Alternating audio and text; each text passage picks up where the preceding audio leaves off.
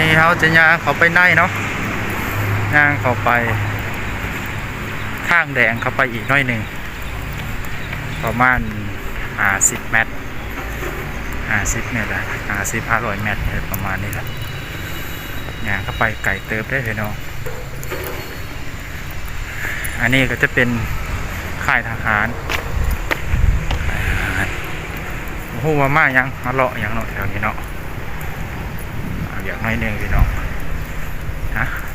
เดี๋ยวจะได้ก็อย่าลืมกดไลค์กดแชร์ด้วยพี่น้องเด้อวันนี้ว่าบนดอกขอลาไปก่อน